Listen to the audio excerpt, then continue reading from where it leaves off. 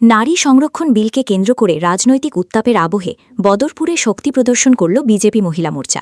মহিলাদের অধিকারের প্রশ্নে সরব হয়ে বিপুল অংশগ্রহণে আয়োজিত জন আক্রোশ মহিলা পদযাত্রা এদিন বদরপুরে ব্যাপক সাড়া ফেলে। বদরপুর ৫ গ্রাম মণ্ডল বিজেপি মহিলা মোর্চার উদ্যোগে আয়োজিত এই পদযাত্রা বিকেলে শুরু হয়ে এলাকার বিভিন্ন গুরুত্বপূর্ণ পথ পরিক্রমা করে। পদযাত্রায় বিপুল সংখ্যক মহিলার স্বতঃস্ফূর্ত অংশগ্রহণ লক্ষ্য করা যায়, যা একসময় বড় জনসমাবেশে রূপ নেয়। পদযাত্রা চলাকালীন নারী ক্ষমতায়ন, সংরক্ষণ এবং সামাজিক ন্যায়বিচারের দাবিতে স্লোগানে মুখর হয়ে ওঠে গোটা এলাকা।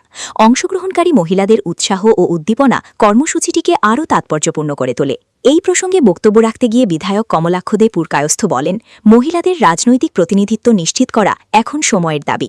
নারী সংরক্ষণ বিল শুধু একটি রাজনৈতিক বিষয় নয়, এটি দেশের অর্ধেক জনগোষ্ঠীর অধিকার ও সম্মানের সঙ্গে জড়িত। তিনি অভিযোগ করেন, কংগ্রেস সহ বিরোধী দলগুলি নারী সংরক্ষণ বাস্তবায়নে আন্তরিক ভূমিকা পালন করতে ব্যর্থ হয়েছে, বরং ডেজেতে বিরোধিতার নামে তারা নারীদের অগ্রগতির পথ রুদ্ধ করার চেষ্টা করছে। তিনি আরও বলেন, নারীদের যথাযথ অধিকার ও সম্মান নিশ্চিত করতে হলে রাজনৈতিক ক্ষেত্রে তাদের সক্রিয় অংশগ্রহণ অপরিহার্য। বিজেপি সবসময় নারী ক্ষমতায়নের পক্ষে কাজ করে এসেছে এবং আগামীতেও এই লড়াই অব্যাহত থাকবে। তাই আমাদের প্রধানমন্ত্রী সিদ্ধান্ত নিলেন যে সংসদীয় রাজনীতিতে অর্থাৎ মহিলাদের প্রতিনিধিত্ব আমাদের বিধানসভায় ১২৬টা এর ৩৩% হয় যদি, তাহলে প্রায় ৪৫টার মতো হয়ে যাবে। সেই 33% রিজার্ভেশন করার জন্য উনি যে সিদ্ধান্ত নিলেন, কিন্তু ধিক্কার জানাই রাহুল গান্ধীর মানসিকতা, ধিক্কার জানাই আমাদের ইন্ডিয়া গঠবন্ধনের যে বিরোধী দলের যে নেতাদের মানসিকতা। ওনারা বিজেপির বিরোধিতা করতে করতে ভারতবর্ষের মহিলারা বিরোধিতা করছেন। ওনারা নরেন্দ্র মোদীর বিরোধিতা করতে করতে ভারতবর্ষের আত্মার বিরোধিতা করছেন।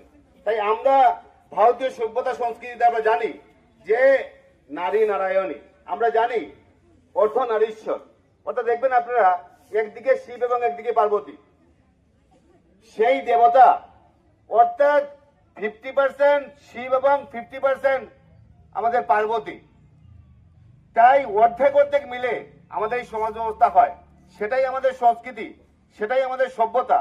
আমরা তালিবান সংস্কৃতি চাই না, আমরা তালিবানের সভ্যতা চাই না, যেখানে মহিলাদেরকে ঘরের ভিতরে রাখা হয়, যে সংস্কৃতিতে মহিলাদেরকে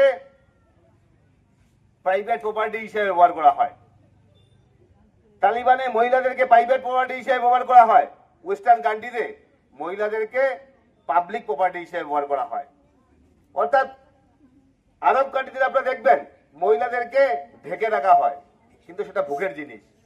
আপনারা এমএলএ এমপি হতে পারবেন না। তাই এমএলএ এমপি না হলে আপনারা আপনাদের আইন, মহিলাদের আইন, মহিলাদের চাওয়া পাওয়া, মহিলাদের অধিকার, সেই অধিকারগুলো বিধানসভায় গিয়ে বলতে হবে।